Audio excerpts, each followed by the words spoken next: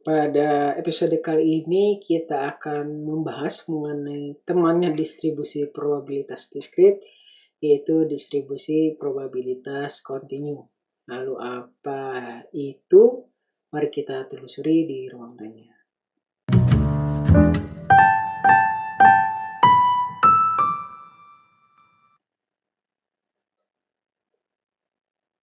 Assalamualaikum warahmatullahi wabarakatuh. Langsung saja kita lihat penjelasannya dari distribusi probabilitas kontinu, yaitu sebuah variabel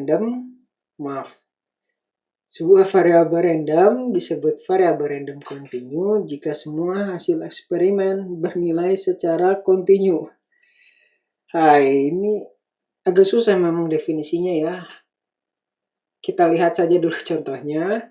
Misalnya pengukuran tinggi dan berat pada mahasiswa statistika. Nah, tinggi itu kan kontinu ya, bisa 170, 170,1, 170,0001, 170,0000-nya sepanjang dari sini ke bulan hingga balik lagi 1. Itu kan yang berbeda ya. Nah, makanya itu kontinu. Gitu ya, tinggi dan berat badan itu adalah kontinu. Bisa juga contohnya adalah volume air pada minuman kemasan, atau bisa juga misalnya pengukuran waktu penggunaan media sosial. Nah, kalau lama kan penggunaan media sosial berarti mahasiswanya produktif atau nggak produktif. Tergantung ya, kalau dipakai untuk nonton ruang tanya ya produktif. Oke. Nah, itu ilustrasinya. Ini adalah persyaratannya. Seperangkat pasangan X, Fx yang berurutan atau distribusi probabilitas adalah distribusi probabilitas kontinu atau probability density function, PDF ya. Kalau yang diskrit itu PMF. Kalau yang kontinu itu PDF, probability density function. Dari variabel random X jika untuk setiap hasil X kecil memenuhi syarat seperti berikut. Nah, syaratnya adalah Fx-nya harus lebih besar sama dengan 0 untuk semua X merupakan bilangan real. Nah, kemudian syarat kedua itu penjumlahan. Nah, karena kontinu maka penjumlahannya menjadi integral. Kalau yang didiskrit kan pakai sigma ya. Kalau yang kontinu ini pakai integral.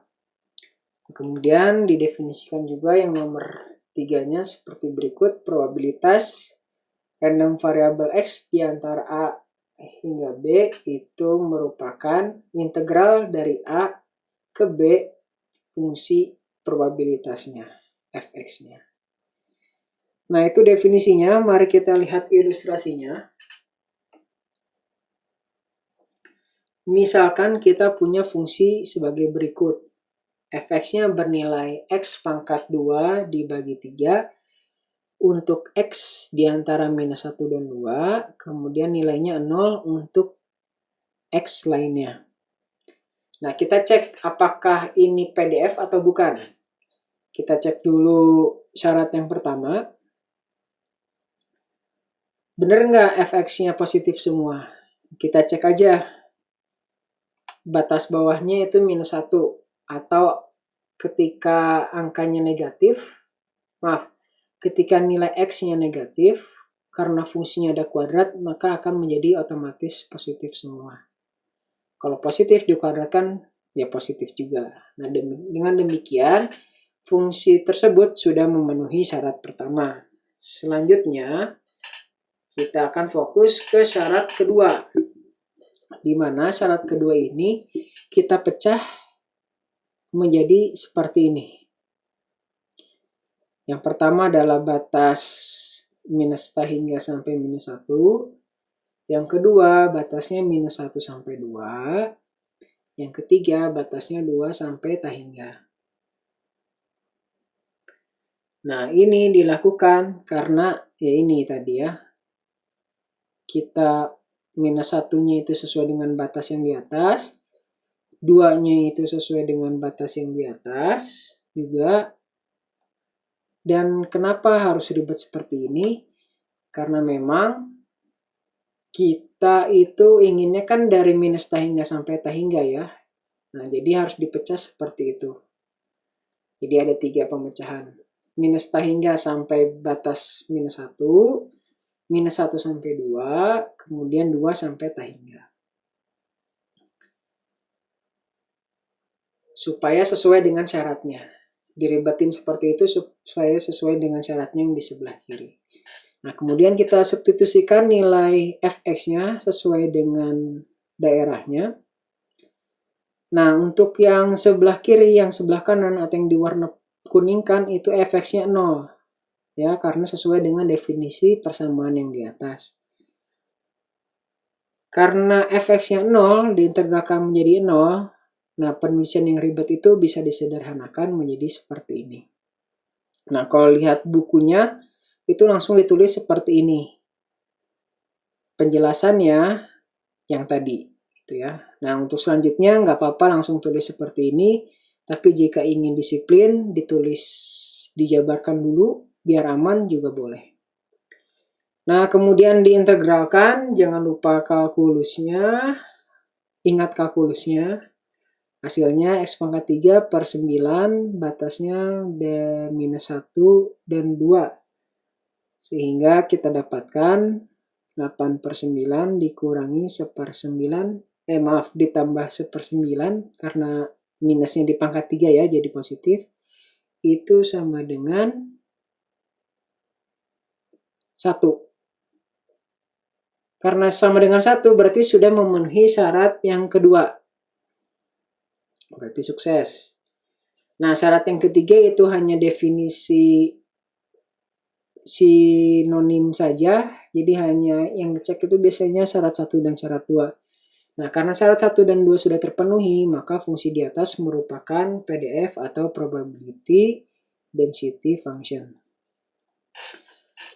Nah, seperti dengan discrete, kita juga bisa mencari distribusi kumulatifnya dari variabel random continue.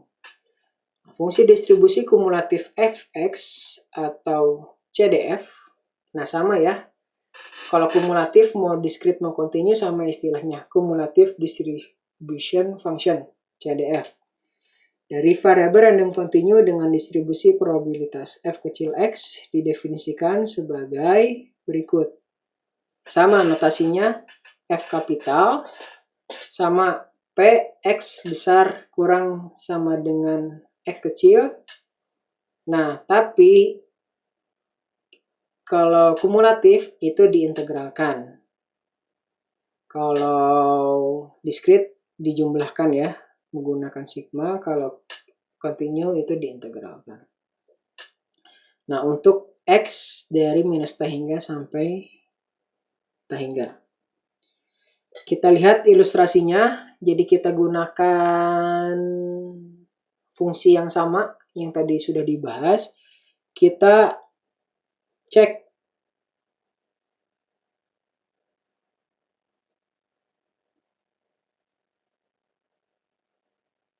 maaf.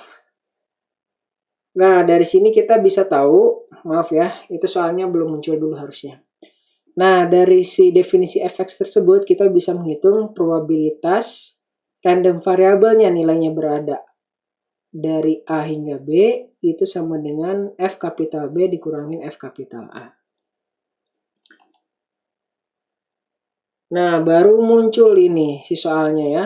Kita lihat ilustrasinya. Ini soal yang tadi juga. Nah, kita tuliskan lagi definisi dari fx, f kapital X. Nah, sekarang kita substitusi ft-nya dengan t kuadrat per 3. Nah, kenapa x-nya dirubah jadi t? Karena supaya nanti bisa diintegralkan, jadi kita bisa menggunakan apa ya? Jadi kita harus menggunakan notasi yang berbeda. Nah, selanjutnya t-nya diintegralkan dt ke dt, sehingga jadi T pangkat 3 per 9, batasnya itu dari minus 1 ke X. Nah itu, jadi X-nya menjadi batas, bukan menjadi variabel di kasus ini. Sehingga disubstitusi saja X pangkat 3 ditambah,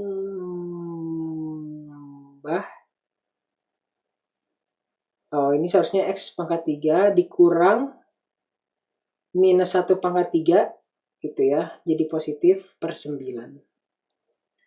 Hasilnya jadi fx-nya adalah itu.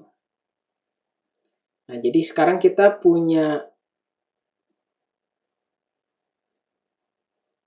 fx, f kapital X dan punya f kecil x.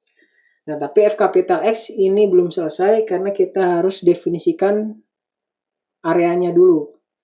Nah, f kapital X itu 0 jika X-nya kurang dari minus 1.